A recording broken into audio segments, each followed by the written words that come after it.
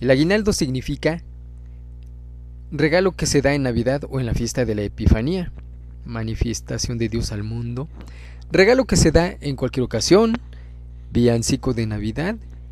Y el otro es un poco más, muy distinto, dice planta tropical silvestre de la familia de las convolvuláceas, muy común en Cuba y que florece por Pascua de Navidad. No es la Nochebuena, obviamente por la definición no es, pero bueno, aquí el que nos importa es este que dice regalo que se da en Navidad o en la fiesta de la Epifanía. Ok, es por su definición. Ahora, lo más cercano es lo que tenemos como un regalo, ¿ok? Eso se da aquí en aguinaldo y en muchos otros países también una gratificación. Artículo 87 de la Ley Federal del Trabajo. Los trabajadores tendrán derecho a un aguinaldo anual equivalente a 15 días de su salario, no del salario mínimo, que puede ser mayor pero no menor. O sea, ya dependiendo de las prestaciones que otorguen en sus empresas, contractualmente es lo que se otorgaría y no puede ser menor a estos 15 días del salario del trabajador, como menciona la Ley Federal del Trabajo.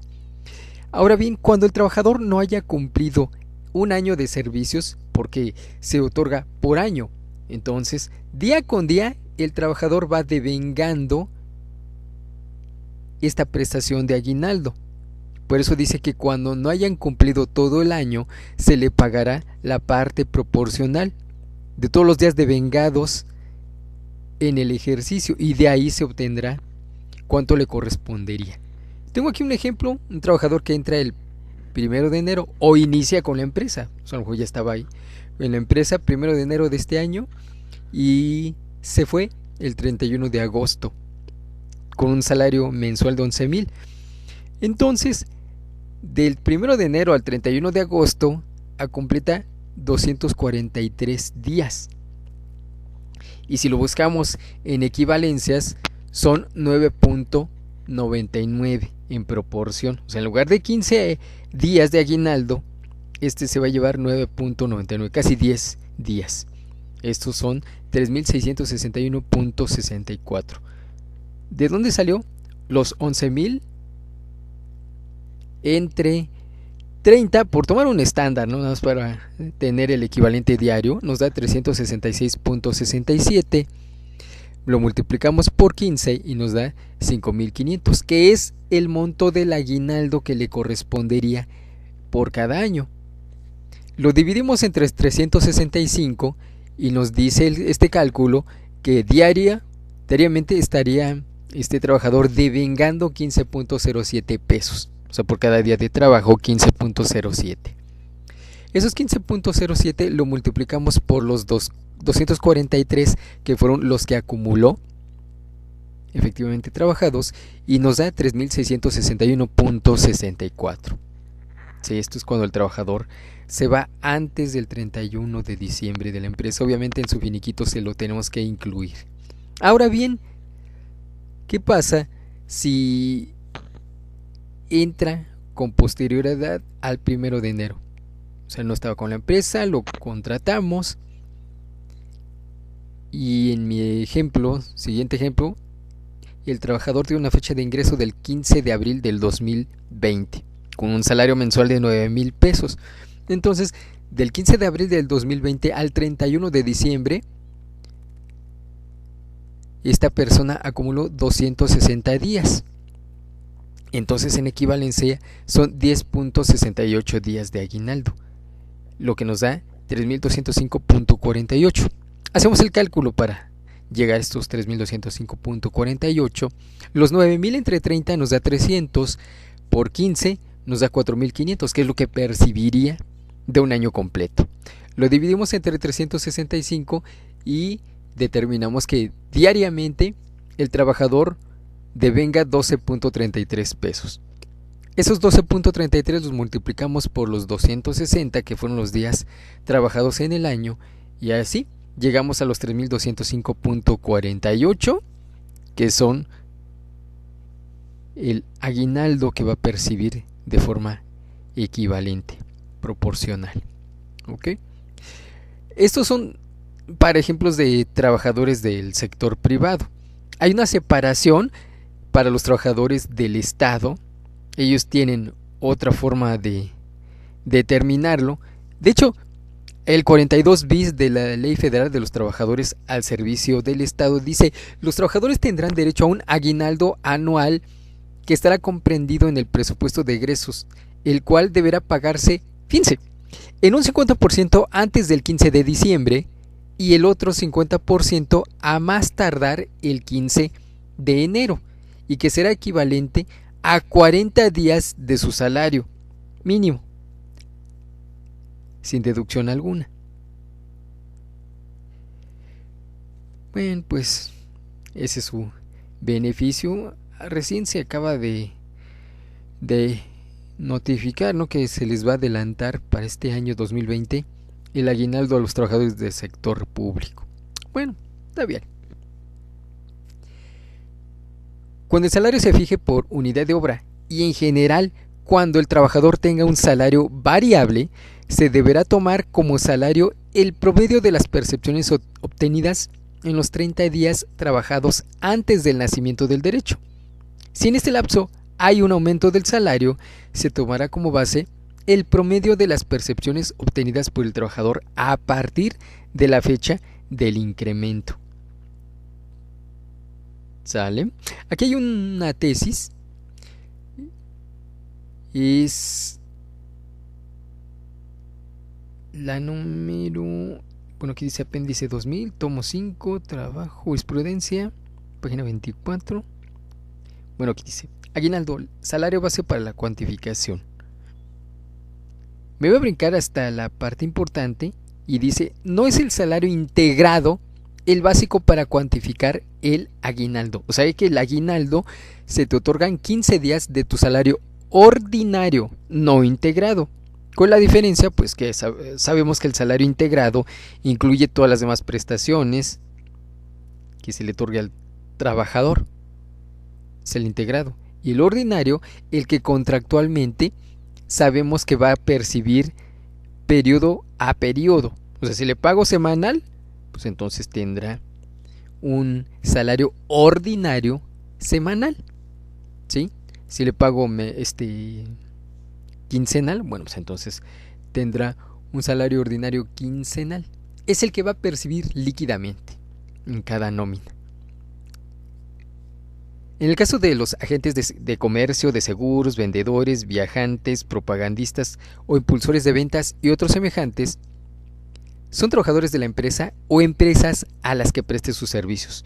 Cuando su actividad sea permanente, salvo que no ejecuten personalmente el trabajo o que únicamente intervengan en operaciones aisladas, se deberá tomar en consideración el promedio que resulte de los salarios del último año o del total de los percibidos si el trabajador no cumplió un año de servicios, ¿sí? Otra vez la parte proporcional. ¿Qué debo de considerar? El primero, el plazo para el pago. Su pago es antes del 20 de diciembre, según el artículo 87 de la Ley Federal de Trabajo. Bueno, si tú se lo pagas el día 20, no pasa nada. Sí, no, nada más para aquellos que luego ya van a empezar a así de papistas. Ay, la ley dice textualmente que antes del día 20, o sea, hasta el día 19. Sí, ok, está bien, está bien. Antes del día 20 de diciembre, está bien. Siguiente punto, es improcedente su reclamo antes del vencimiento del plazo. Sí, o sea que tengo hasta antes del día 20, pero no quiere decir que el trabajador ya lo pueda exigir. No. Entonces, si el patrón se lo decide pagar el mismo día 19, pues no tiene que pasar nada. Está dentro de su plazo. El problema sería cuando lo pague exactamente el día 20. ¿Sí? Entre comillas, problema, porque realmente no creo que haya alguien que quiera reclamarle al patrón que le pagaron su aguinaldo un día después. Sí, la verdad es que no se me hace como para conflictos con los patrones. Digo, hay unos que hasta pagan con todavía posterioridad y sí tienen problemas con los trabajadores. Siguiente, el monto mínimo por este concepto es de 15 días. Sin embargo, el patrón puede efectuar un pago mayor. O sea, no hay límites excedentes. ¿Sale? El salario base es el salario ordinario, no el integrado. Y hay tesis que ya se resolvieron. ¿Sale? Cuando el trabajador no haya laborado todo el año, tendrá derecho a la parte proporcional. El aguinaldo se devenga a lo largo del año durante la prestación del servicio personal. De tal modo que cuando el trabajador incurre en inasistencias, éstas se disminuirán en la proporción que guarden con respecto a los días completos. ¿Sale? Si la inasistencia deriva de una incapacidad por riesgo de trabajo, no deberá efectuarse ninguna disminución. ¿Sí? Entonces, por enfermedad general, sí. Por enfermedad de trabajo, no. Faltas injustificadas también no se considera para que se pague el aguinaldo.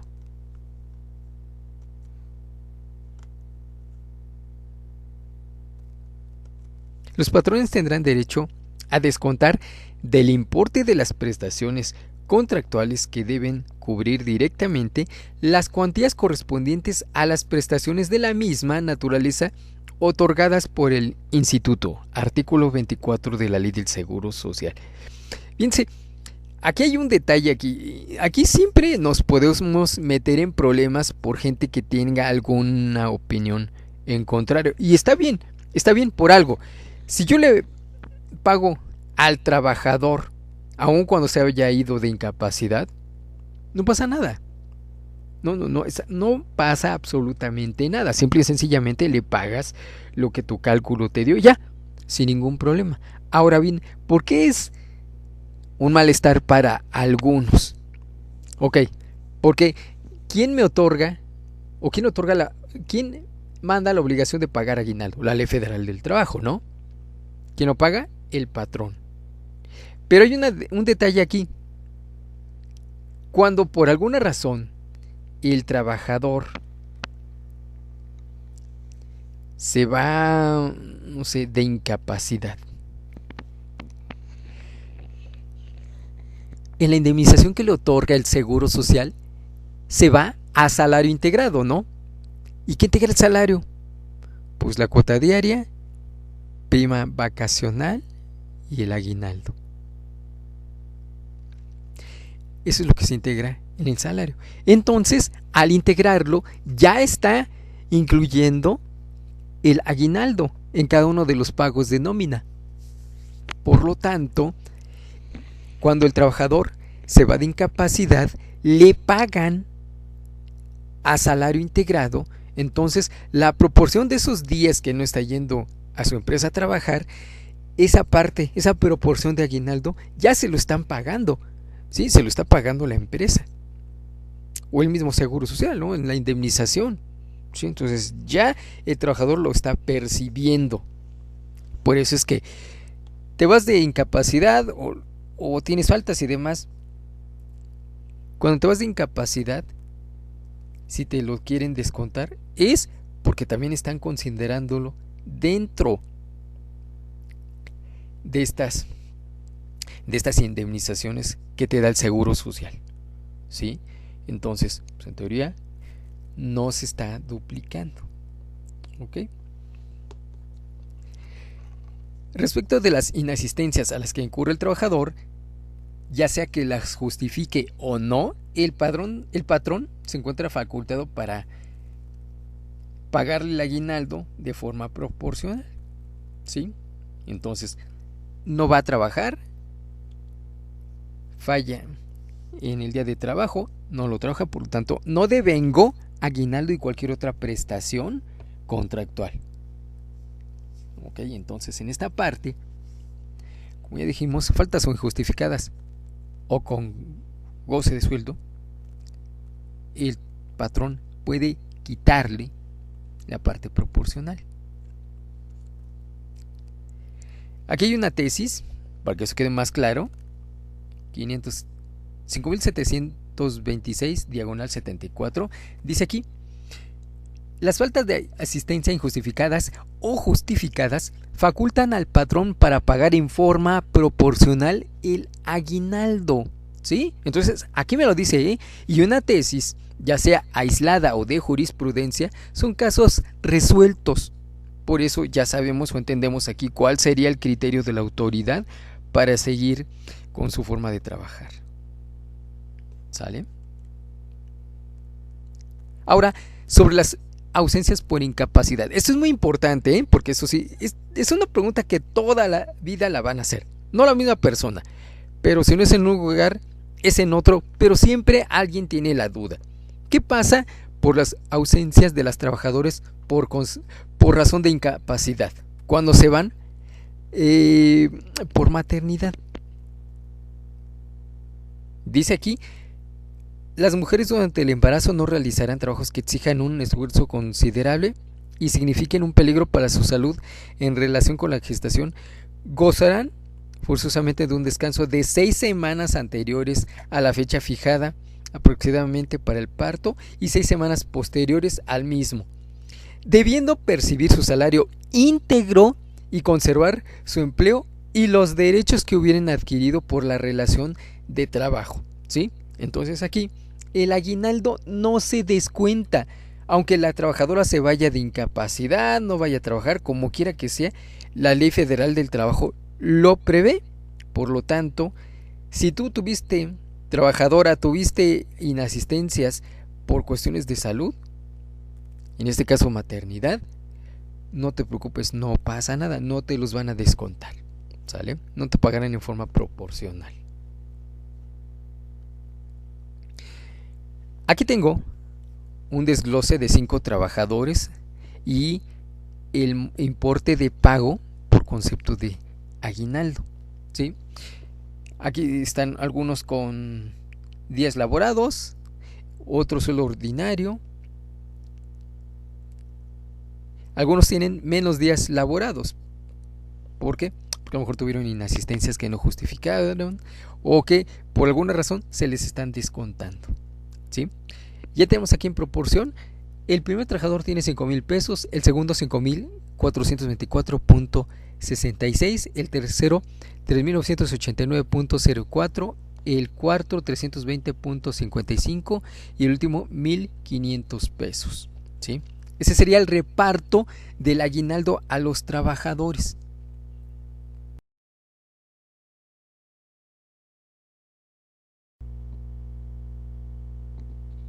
Okay. Vamos a continuar. Ahora sí vamos a comenzar con el tratamiento de la ley del impuesto sobre la renta. Primero que nada me dice el artículo 93, fracción 14 de la ley. Dice, no se pagará el impuesto sobre la renta por la obtención de los siguientes ingresos. Fracción 14, las gratificaciones, es decir, el aguinaldo, que perciban los trabajadores de sus patrones durante un año de calendario,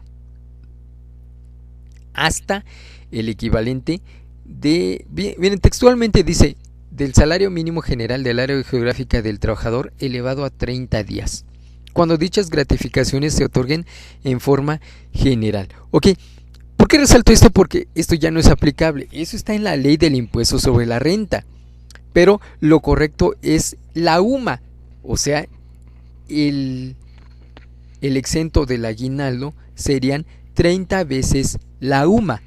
Ya no me lo tiene que señalar aquí la ley, ya debería modificarse, pero bueno, está bien, se sobreentiende porque esta modificación vino de la Constitución. Entonces en la Constitución modifican la aplicación del salario mínimo en este tipo de valores y dicen no, el salario mínimo solamente se verá para ingresos. Para todo lo demás está la UMA. ¿Sale?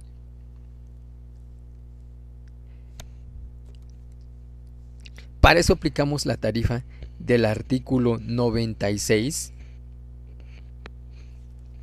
y con esto determinamos una retención. Vamos a hacer un ejemplo aquí. Una persona que tiene un ingreso de 10,000 pesos mensuales y un aguinaldo de ley de 15 días de su salario, es decir, 5,000 pesos al año. ¿Qué tengo que hacer? Primero aquí debo aclarar dos cosas. Las retenciones, ya lo dijimos desde el principio, las retenciones se aplican por mes. Por lo tanto, en el aguinaldo lo que yo le pague de aguinaldo en el mes le tengo que adicionar los demás ingresos grabados en el mismo periodo. Por ejemplo, esa persona que tuvo un aguinaldo de 5,000 pesos, primero le quito la parte exenta, que son 30 veces la UMA, son 2.606.40, me da un aguinaldo grabado de 2.393.60. Pero como sé que no es lo único que voy a percibir, le sumo los demás ingresos, en este caso el sueldo mensual, son 10,000 pesos.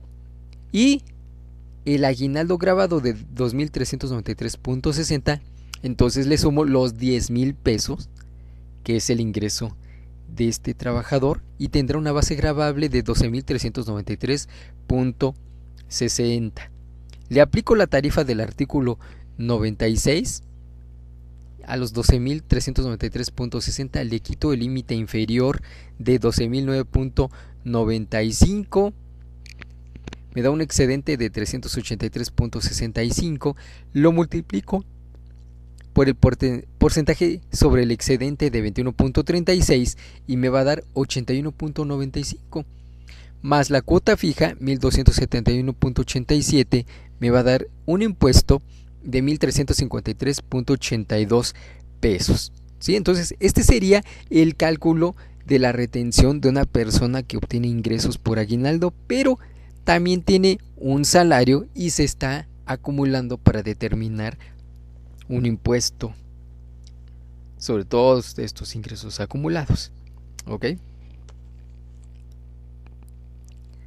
O bien, hay una opción que me permite el reglamento de la ley, artículo 174 del reglamento de la ley del impuesto sobre la renta, y dice que para efectos de la retención del ISR en el mes se puede aplicar lo dispuesto.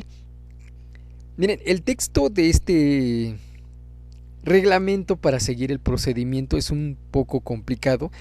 Me prefiero evitar todo el procedimiento de leerlo y platicarles todo el procedimiento así, sin tanto tecnicismo. ¿Qué tenemos que hacer primero? Yo lo hice separándolo por pasos para que sea fácil de entender. Entonces, primero, la remuneración se divide entre 365 y el resultado se multiplica por 30.4.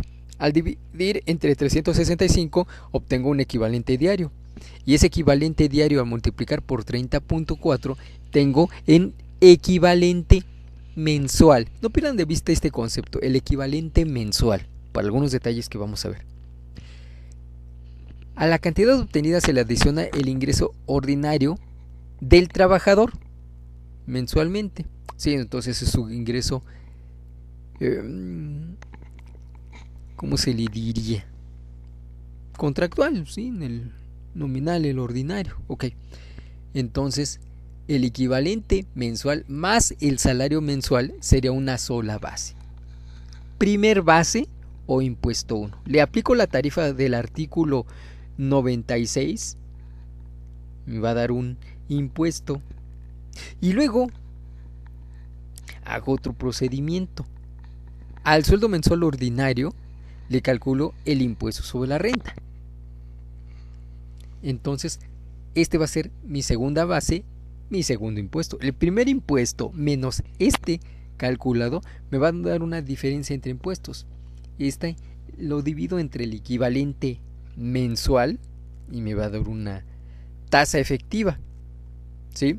Ahora esa tasa efectiva la multiplico por el aguinaldo grabado, o incluso no solo el aguinaldo.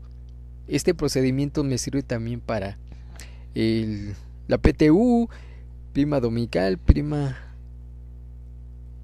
vacacional y etcétera. ¿Ok? Pero este es un procedimiento alterno. ¿Sale? Vamos a hacerlo con números para que sea un poco más entendible, porque así de platicarlo, sí, hace falta algo. Primero, ¿qué tomo? El aguinaldo. Mi ejemplo va a ser de una persona que obtiene 5,000 pesos de salario. No, vamos a hacerlo más allá. 10,000. Si le pagamos 10,000 pesos de salario, en equivalencia, su aguinaldo es de 5,000 pesos.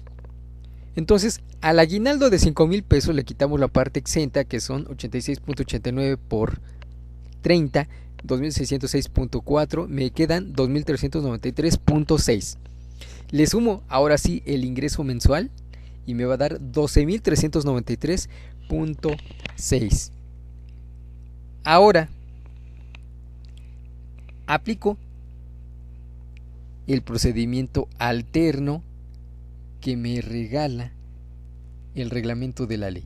Artículo 174, fracción 1 primero. El aguinaldo le quito la parte exenta, o sea, 5,000 menos 2.606.4, me queda el aguinaldo grabado de 2.393.60. Lo divido entre 365 y me da el equivalente diario de 6.56. ¿Sí? Ahora lo multiplico por 30.4 y me da 199.36, que sería el equivalente del aguinaldo grabado mensual. ¿Sí? 199.36. Le subo 10,000 y me va a dar una base gravable de 10.199.36. 10.199.36 lo someto a la tarifa del artículo 96. Resto límite inferior, me queda un excedente. Ese excedente le aplico el porcentaje sobre el excedente y me va a dar un impuesto marginal. Sumo la cuota fija y eso me va a dar el primer impuesto por la primera base, o sea, 947.42 pesos. Luego le saco el ISR. Bueno, el que ya calculé fue el ISR al sueldo grabado equivalente mensual más el salario del mes. Me da un impuesto de 947.42. Ahora calculo otro impuesto pero ahora con los 10,000 pesos del mes, ¿sí? 10,000 pesos de mes que se le pagan. Hago el procedimiento, 10,000 lo someto a la tarifa, límite inferior 8.629.21, me da un excedente, lo multiplico por el 16%, me da el impuesto marginal de 219.33, más cuota fija de 692.96 y me da entonces un segundo impuesto de 912.29. ¿Sí? Ahora resto el ISR que calculé a el ingreso equivalente mensual más el salario. Salieron los 947.42. Le resto el impuesto número 2 del sueldo mensual ordinario, que es el salario contractual o el salario mensual de 10,000. Resto límite inferior, me da un excedente por el porcentaje sobre el excedente, me da un impuesto marginal más cuota fija. Voy a llegar a 912.29 de 10,000 pesos. ¿Sale? Ahora, siguiente procedimiento. Primer impuesto, le resto segundo impuesto. O sea, primer cálculo, le resto el segundo cálculo. O sea, 947.42 menos 912.29. Y como diferencia me da 35.13. Lo divido entre el sueldo o el aguinaldo mensual ordinario, o sea, entre 199.36 y me dio 0.176.211. Lo multiplico por 100 y lo represento en por ciento. O sea, son 17.62%. ¿Sale? Ahora el aguinaldo grabado, quedamos que era 293.60. Le resto,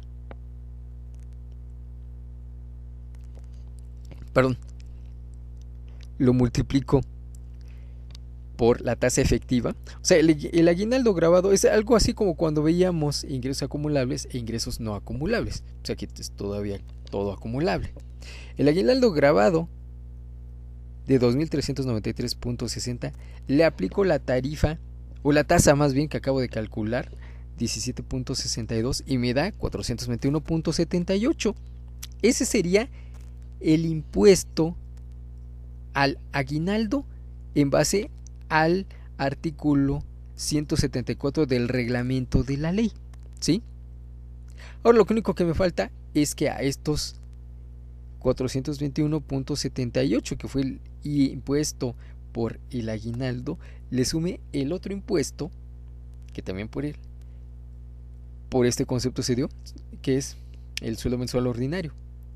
Y quedamos que del 10,000 pesos el impuesto son 912.29. Se lo sumamos a los 421.78 y entonces tengo un impuesto del mes de 1,334.06. Ok, entonces este sería todo el procedimiento del reglamento para calcular la retención a los ingresos de una persona física por concepto de aguinaldo. Ahora, ¿qué pasa con este aguinaldo? ¿Qué efecto tiene con posterioridad? Tenemos aquí otro cuadrito, el aguinaldo por concepto, un importe de 5,000, parte exenta para el trabajador, parte no deducible para el patrón, el importe deducible para el patrón. Ok, aquí vemos que parte no deducible para el patrón, .53, lo que utilizó el hijo. Luego, es que a veces para explicarlo dijo hijo al trabajador y padre el patrón. Ok, parte no deducible. Quedamos que en la ley del impuesto sobre la renta no es tema ahorita de las deducciones. Acuérdense que no es deducible el .53 de la parte exenta. Sí, entonces de la parte exenta 5,000 son 2,606.40, que son 30 veces la UMA. 2,606.40 por el .53 me va a dar la parte no deducible para el patrón, que son 1,381.39, y ya por diferencia 3,618.61 sería lo que puede deducir el patrón. ¿Sí? Pues esto fue rápido, no tuvo ninguna complicación lo del aguinaldo. Ahora bien, otro punto que no podemos dejar por fuera, el tratamiento de la ley del seguro social. El artículo 27 de la ley del seguro social no lo menciona como excepción, por lo tanto, el importe que yo pague de aguinaldo es completamente integrado al salario base de cotización. ¿Cada cuándo pago aguinaldo? Cada año, por lo tanto, es un devengamiento diario. Por lo tanto, los 5,000 pesos que le correspondían lo divido entre 365 y entonces al salario base de cotización acumulo o integro 13.70 pesos. ¿Sí? Ahora, otro punto.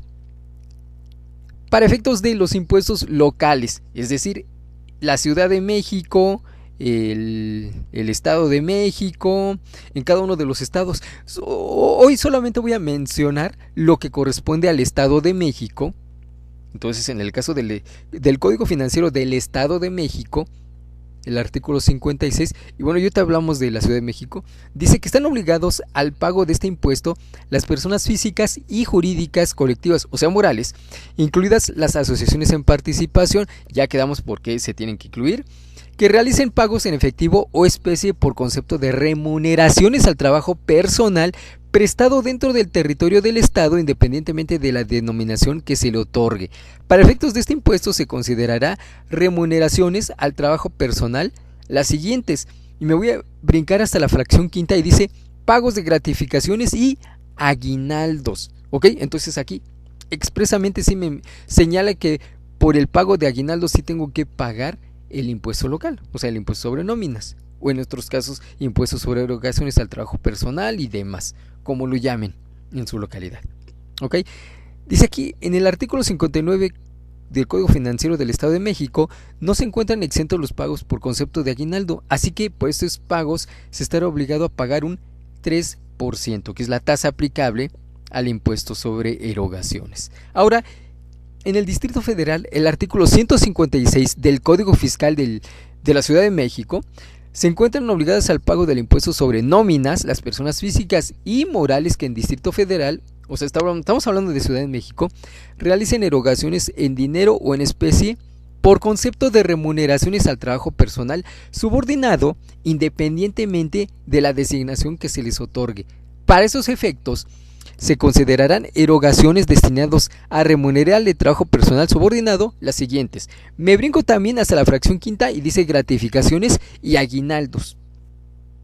Sí, entonces aquí no lo exenta, dice el artículo 157 del Código Fiscal del Distrito, bueno, de la Ciudad de México, no exenta del pago del impuesto sobre nóminas a los pagos por concepto de aguinaldo, así que por esos mismos pagos se tendrá que efectuar un pago a la tasa del 3%, igual, ¿no? El impuesto sobre erogaciones. Ahora bien, si creen que no había sanción porque no me lo dice expresamente la Ley Federal del Trabajo, pues ¿qué creen? Expresamente no lo señala, pero la ley sí. Dice aquí, artículo 1002 de la Ley Federal del Trabajo. Ciertamente que para el pago de aguinaldo no hay textualmente una sanción por su incumplimiento, pero no puede quedar desprotegida una prestación tan importante. Así que por esta y otros beneficios que el patrón deje de pagar al trabajador, la Ley Federal del Trabajo prevé, fíjense, por violaciones a las normas de trabajo no sancionadas en este capítulo o en alguna otra disposición de esta ley, se impondrá al infractor multa por el equivalente de 50 a 5,000 veces el salario mínimo general, artículo 1002 de la Ley Federal del Trabajo. Estos son de 4,344 y hasta 434,400 pesos. Esto es lo que se pagaría por sanción en el caso de que fallaras y no pagaras tu aguinaldo a tiempo. ¿Ok?